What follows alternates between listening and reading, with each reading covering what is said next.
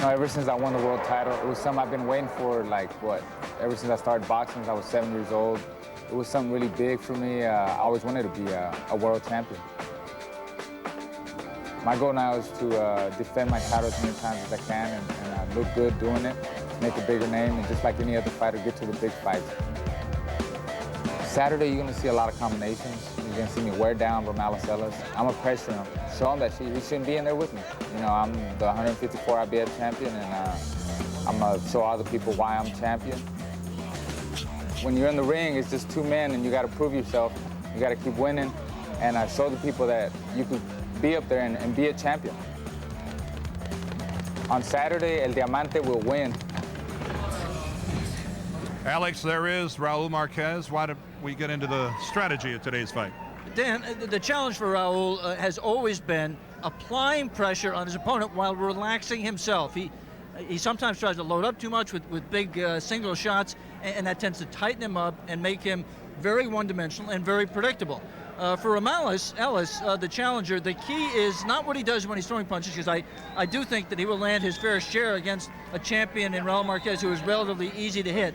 The key for Romallis is what he does when he's not throwing punches. Does he still have the legs to move out of danger? It should be a shootout, Dan. These are two men who do not like to clinch. They like to throw punches. They fire back when they get hit. They don't run away. And I think that as long as it lasts, it should be all action. You seem to be in a festive holiday mood. How about a prediction? Well, I have a lot of admiration for Romallis Ellis and what he's done. He's a dead game fighter. He's got all the heart in the world, and he also has tremendous confidence. But I think in this case, Raúl is too big. I think he's too strong, and I think he's too well conditioned. I think he should win a war of attrition. Well, the bell is just right around the corner. So coming up for Raúl Márquez's title, Márquez and Ellis here on ABC's Wide World of Sports. Stay with us. Welcome back to Louisiana, everybody. Let's go ahead and check the tail of the tape for today's fight and compare these two fighters statistically. You'll see that Márquez is 6 years younger than Ellis, but strangely, he's had one more professional fight. He's a couple inches taller, but a slight reach advantage goes to Romallis Ellis. The rules for today's fight will be the IBF version. The 10-point must, the 3 knockdown, and the standing 8 are not in effect. A fighter cannot be saved by the bell except in the final round, and only the referee and the referee alone can stop the fight. And today's referee is a Louisianan, Elmo Adolph. So, and now boxing out of Houston, Texas, here is the IBF Junior Middleweight Champion of the world, El Diamante, Raúl Márquez. Márquez, 12 rounds for the IBF Junior Middleweight Championship of the world. Márquez, a big favorite here in Lake Charles, in this vicinity, only about 30 miles from the Texas border. Born in Mexico, but grew up in Houston, a resident of Houston, Texas, and an American citizen.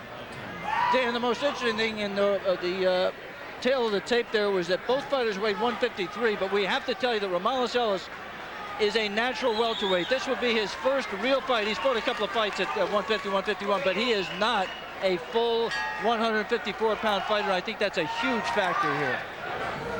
The bell sounds and round 1 is underway.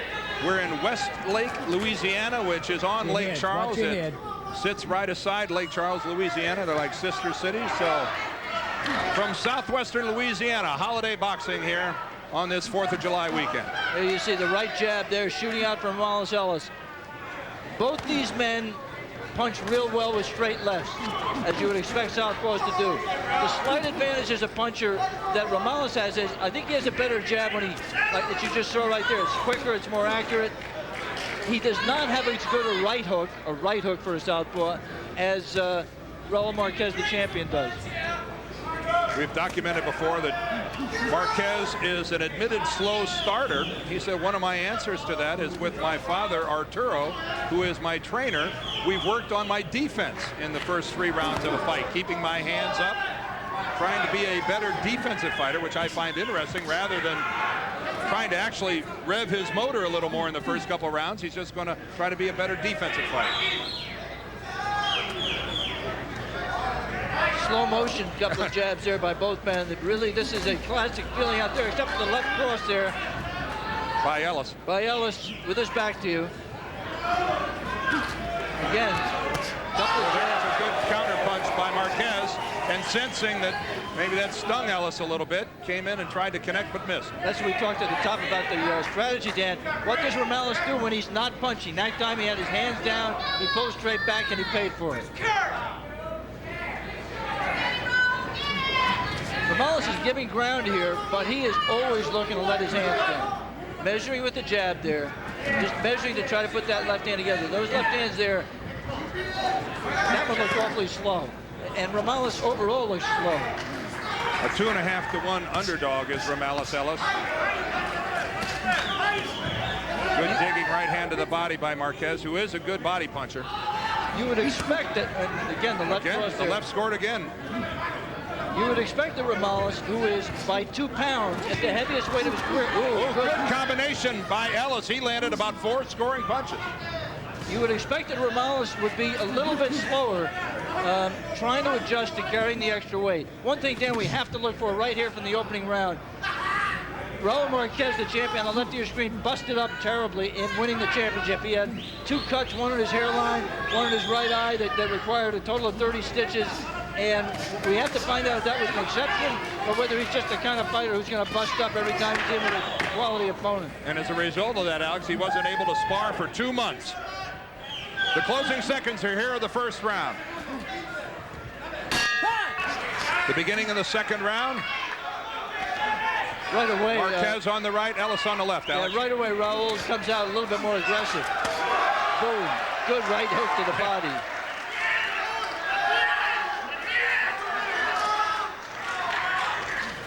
I'm surprised that Romallis has been as successful as he has been thus far, Dan, with the movement that he's had. Movement is a key thing in fighting Raúl Márquez. It kind of negates his power, it doesn't let him get set. I just thought that Romallis at this stage of his career with a steel rod in his left leg from that accident. And a damaged left shoulder that he said he can hardly do any exercising with whatsoever.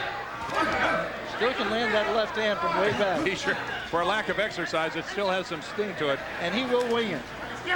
He admitted to us that, to prove your point, Alex, that I know I have the speed advantage in this fight and I have to use it. It's my only shot at winning. Another digging right hand to the body by Márquez. And that, of course, will take away this movement from Ellis over rounds.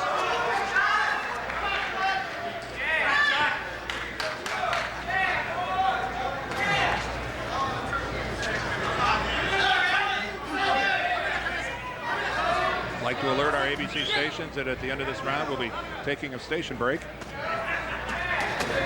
Raúl fighting pretty well defensively here in the middle minute of the second round. Made Romallis miss quite a few punches, and Romallis there laying on the rope. Yeah, he's smart enough to know if he feels those ropes on his back, he wants to get out of there. Good exchange, good punches by both fighters. I think the best punch on the inside. Oh, Ellis again. The left hand by Ellis. And he landed a second one. And Ellis right now has got Márquez covering up. And he's got him backing up. And one thing that Raúl Márquez cannot do is fight backing up, Dan. Oh, another uppercut landed and another right hand lands. Romallis Ellis landing heavy punch. And Márquez comes back with a solid right hand.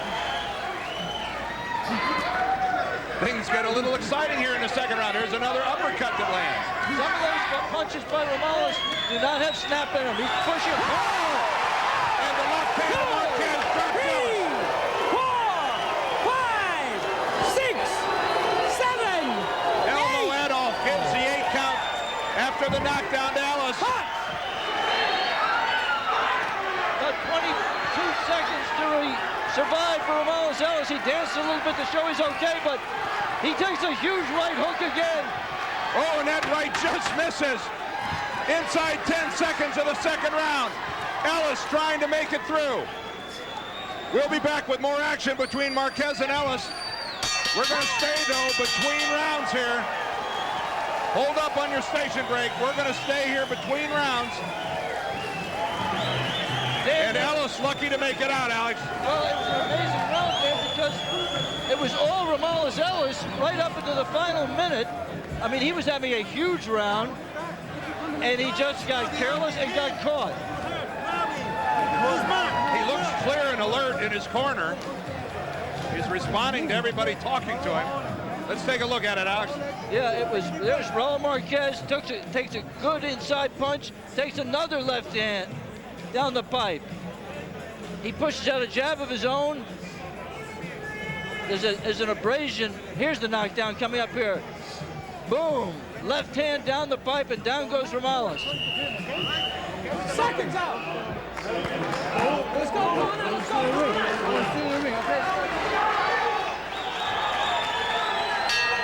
Here we go, the start of the third round, and obviously a round of survival for Romallis Ellis. That jab connected by Márquez, over the top though with the big left.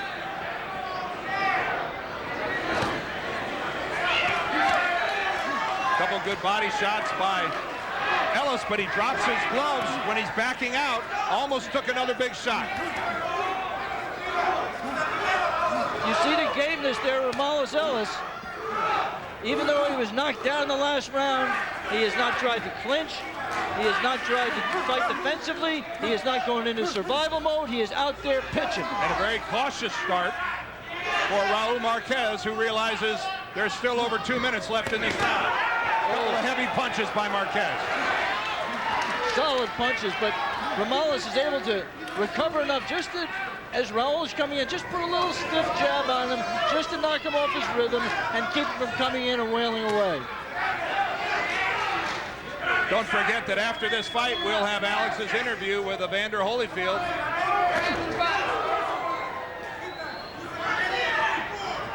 We'll have that interview even if this fight goes the distance, which right now appears to be in question. A good body shot by Raúl Márquez. But as Alex Wallo said, game effort here in the third round by Romallis Ellis. 31 years old, who right now must be feeling it. Caught himself on the ropes there. Yeah, he reached out for some little stability there, Dan. He got clipped a little bit, felt a little bit wobbly, and reached out for the ropes, which is illegal, but he stabilized himself at that moment. Here, the left hand, Romallis is going to have to really find something to keep Raúl off him, because a good right hand and then a second right hand really caught Ellis on the chin. Raúl is just in full steamroller mode right now. He is just coming in without respecting Romallis and going for the knockout. Ellis keeps dropping his gloves when he leaves the clinch. He's going to get knocked out if he continues to do that. And Romallis is just pushing that left hand right now. It does not have enough on it, even as early here as the third round. Oh, a big digging right hand by Márquez. And right now Ellis is backing up with nothing coming back. 30 seconds coming up left in the round, Dan. And again, Ellis in trouble at the end of a round. He is in big trouble. You just see him, he can't hold his hands up. Well, he's not going to be able to just duck him without his hands. He's trying. Pitching. He's trying. Coming up on 10 seconds left in the third round. Romallis Ellis ducked a big blow. The home run. Looks like he'll make it to the fourth. The beginning of round number 4. As with the second, the third ended with Romallis Ellis in big trouble. And a more aggressive Raúl Márquez brings the action to Ellis here at the start of the fourth. This looks, Dan, at this point, unless Romallis can catch lightning in a bottle here with something with his left hand. And he's trying, Alex. He's trying, but it just does not look like he has the zip left in his punches. He landed a good left hand, but you're right, it didn't have any effect whatsoever. And again, let's going to see how's Elmo Adolph going to rule this. Elmo's saying slip. He's calling it a slip. He'll clean the gloves. He's calling it a slip. Well, he's not sure that Ellis is able to continue. Romallis, let's go box. Oh, I thought he was going to call it, didn't you, Alex? Yeah, Romallis didn't give me the answer about continuing, but he did not quit. Romallis Ellis in big trouble, backing up, but again tries to land. Oh, and a good left hand by Ellis. Clips the jaw of Márquez. But when that left hand doesn't keep the man off you, it's time to stop it. That's it. That's it. Good stoppage. Good stoppage by the referee. I'm sorry, if you got knocked Ellis out no before, I longer didn't able see to it, defend man, himself. okay?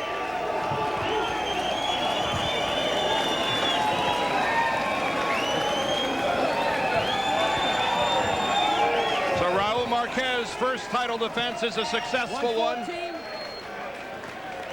114. Again, a reminder coming up, the interview with Evander Holyfield. Ask me something. Did you see a knockdown? Raúl. I didn't hear it come. Wise stoppage, Alex, by referee Elmo Adolph. I'm trying to listen. Yeah, and you saw Romalis, as much as he dreamed about this, did not protest the decision by the referee. I thought it was well stopped just when he stopped it. Okay. I thought Romalis, Dan, let's take a look at the end of the round. Dan, this is what led up to the stoppage. You see Raúl coming in, big left, right hook behind it, double with the right. Elmo Adolph there just looking for one more punch, and that was it, that right hand. And he moved in and stopped it. At exactly, I think, the right time. Yes, yes. And I thought, didn't you agree with me? I thought he was going to stop it earlier. Well, right now, while Raúl Márquez gets his gloves removed, we'll be back with the decision and some, no decision, but the interviews. Right now, let's go back to our New York studios and Robin Roberts. I believe that if you don't give a sentence or a punishment, then this person won't learn from it. There's Raúl Márquez, who has retained his championship up in the ring. Ladies and gentlemen, And let's get the call from the ring announcer. 1 minute, 14 seconds of the fourth round. The winner by technical knockout and still IBF Junior Middleweight Champion of the World, El Diamante, Raúl Márquez. Márquez.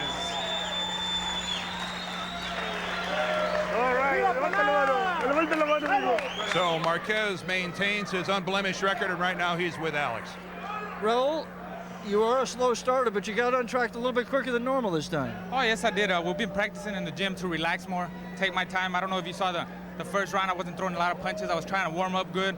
You know, we fight with 8-ounce gloves. You don't want to get caught with a punch, you know, when you're cold. So I stepped it up after I felt I was warmed up. The thing was to step it up the third or fourth round, and I got the job done. Let's take a look at the knockout in the second round, Raúl, over on that monitor. It seemed to me like Romalis was so aggressive that he practically forced you to really get aggressive in return, and he was having a great second round until you caught him with a left. Yeah, he did. He was coming real aggressive. Right there. Yeah, he was coming real aggressive, and by studying his tapes, we saw that if I just took my time, he drops his hands a lot. So he was, I'm a strong puncher, and I knew I was going to catch him sooner or later with an overhand left and a right hook. And it seemed like the body punches actually were a factor also in bringing his hands down. You know, I didn't work the body as much. You didn't see me work the body as much as I wanted to, as much as I did in the gym. But hey, I got the win and I'm still champion, and I'm looking forward to fighting in September in the De La Hoya Camacho pay-per-view show. Let's take a look at the end of the fight again over in this corner. Good left hand. He was very game. Yeah, he was a strong fighter. He wanted to come in there and win, you know, but I was just a stronger man. I knew sooner or later I was going to wear him down. And I thought the referee stopped it at exactly the right time. Oh, yeah, he was hurt. I think he was asking for the referee's help. Before I go, I want to send say hi to Houston, all my fans in Houston, my friends in Las Vegas. A lot of them came over here. Y Vallehermoso, Tamaulipas, arriba Vallehermoso, y a la familia Márquez y a la familia Álvarez que me están viendo. Un beso y un abrazo muy grande. Felicidades. Gracias. Romalis, thank you for taking time to talk to us. I know you're disappointed. It seemed like you just tried to go toe-to-toe with a bigger man. Your first try, we talked about the fact that you are a natural welterweight, right, and he just was too strong. Right, exactly. That came down to, I tried to take my test. Like I said yesterday, I wasn't going to run from him, so I gave him my test, and he was just too damn strong, too strong. And is this enough of an argument for you to fight at welterweight for I have to go down. Ike is my next target, and I'll have to go down. Romalis, thank you for talking to us. Thanks a lot. Let's go back down to Dan Deerdorf at ringside. All right, thank you, Alex. And we're all aware of what happened a week ago Saturday during the Mike Tyson Evander Holyfield Championship bout in Las Vegas, with Mike Tyson removing a section